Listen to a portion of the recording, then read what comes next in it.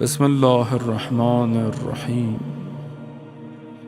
عن جابر بن عبد الله الأنصاري عن فاطمة الزهراء عليها السلام بنت رسول الله صلى الله عليه وآله قال: سمعت فاطمة أنها قالت: دخل علي أبي رسول الله في بعض الأيام فقال: السلام عليك يا فاطمة. فقلت: وعليك السلام. قال: إني أجد في بدني ضعفا. فقلت له: أعيذك بالله يا أبتاه من الضعف. فقال: يا فاطمة، ائتيني بالكساء اليماني فغطيني به. فأتيته بالكساء اليماني فغطيته به وصرت أنظر إليه وإذا وجهه يتلألأ كأنه البدر في ليلة تمامه وكماله. فما كانت إلا ساعة وإذا بولدي الحسن قد أقبل وقال: السلام عليك يا أمه. فقلت: وعليك السلام يا قرة عيني وثمرة فؤادي. فقال: يا أمه، إني أشم عندك راحة طيبة كأنها رائحة جدي رسول الله. فقلت: نعم، إن جدك تحت الكساء. فأقبل الحسن نحو الكساء وقال: السلام عليك يا جدا يا رسول الله، أتأذن لي أن أدخل معك تحت الكساء؟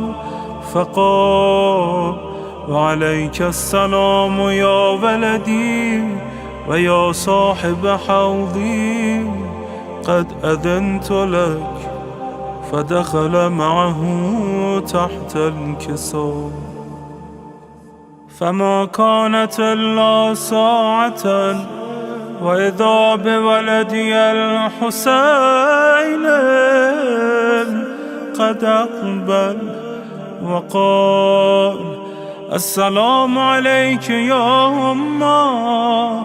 فقلت: وعليك السلام يا ولدي ويا قرة عيني وثمرة فؤادي.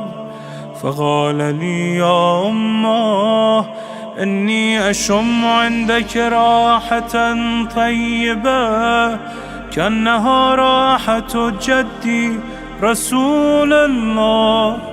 فقلت: نعم، إن جدك وأخاك تحت الكساء.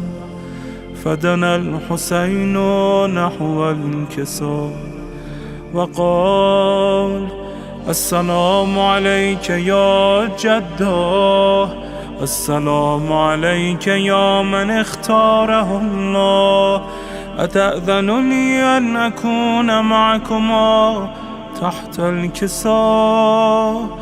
فقال: وعليك السلام يا ولدي ويا شافع أمتي، قد أذنت لك.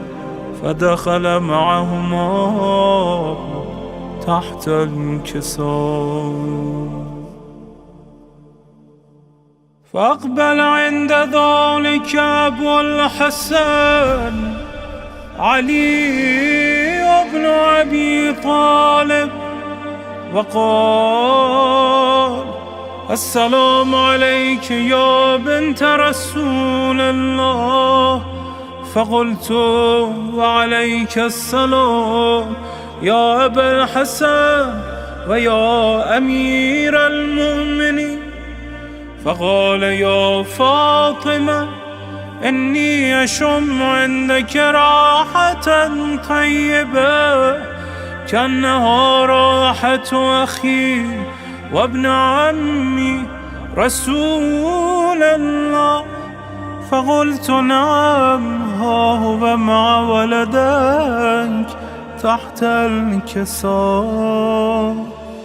فأقبل علي نحو الكساء وقال السلام عليك يا رسول الله، أتأذنني أن أكون معكم تحت الكساء؟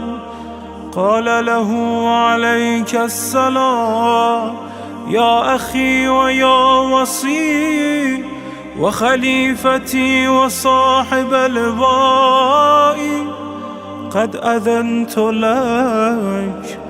فدخل علي تحت الكساء. ثم أتيت نحو الكساء وقلت السلام عليك يا أبتاه يا رسول الله، أتأذن لي أن أكون معكم تحت الكساء؟ قال وعليك السلام يا بنتي ويا بضعتي، قد أذنت لك. فدخلت تحت الكساء. فلما اكتملنا جميعا تحت الكساء أخذ بي رسول الله بطرفي الكساء وأومى بيده اليمنى إلى السماء وقال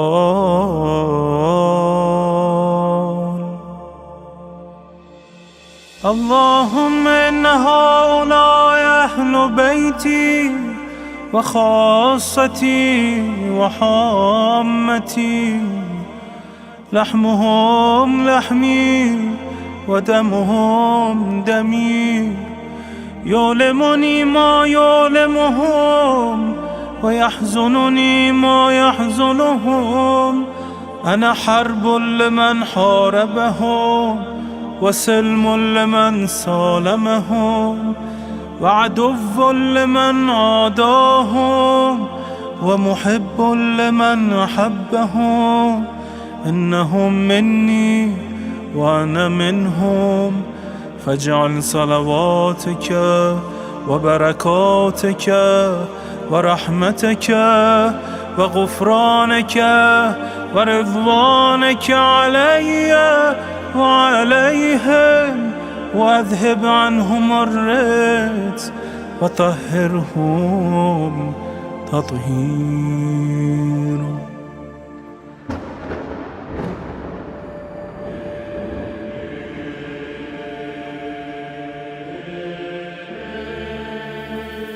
فقال الله عز وجل يا ملائكتي ويا سكان سماواتي، إني ما خلقت سماء مبنية ولا أرضا مدحية ولا قمرا منيرا ولا شمسا مضيئا ولا فلكا يدور ولا بحرا يجري ولا فلكا يسري إلا في محبته هؤلاء الخمسة الذين هم تحت الكساء. فقال الأمين جبرائيل يا رب ومن تحت الكساء؟ فقال عز وجل هم أهل بيت النبوة ومعدن الرسالة هم فاطمة وأبوها وبعلها وبنوها. فقال جبرائيل: يا رب، أتأذن لي أن أهبط إلى الأرض لأكون معهم سادسا؟ فقال الله: نعم، قد أذنت لك. فهبط الأمين جبرائيل وقال: السلام عليك يا رسول الله. العلي الأعلى يقرئك السلام ويخصك بالتحية والإكرام ويقول لك: وعزتي وجلالي إني ما خلقت سماء مبنية ولا أرضا مدحية ولا قمرا منيرا ولا شمسا مضيا ولا فلكا يدور ولا بحرا يجري ولا فلكا يسري إلا لأجلكم ومحبتكم، وقد أذن لي أن أدخل معكم، فهل تأذن لي يا رسول الله؟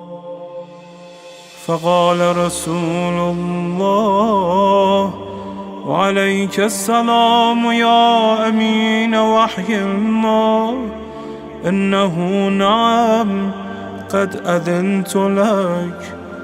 فدخل جبرائيل معنا تحت الكساء، فقال لأبي: إن الله قد أوحى إليكم يقول: إنما يريد الله ليذهب عنكم الرجس أهل البيت ويطهركم تطهيرا.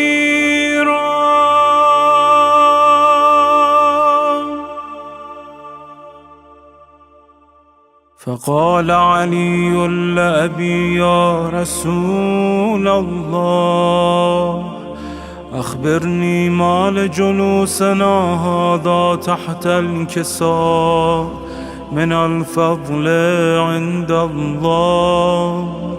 فقال النبي: والذي بعثني بالحق نبيا واصطفاني بالرسالة نجيا، ما ذكر خبرنا هذا في محفل من محافل أهل الأرض وفيه جمع من شيعتنا ومحبينا إلا ونزلت عليهم الرحمة وحفت بهم الملائكة واستغفرت لهم إلى أن يتفرقوا.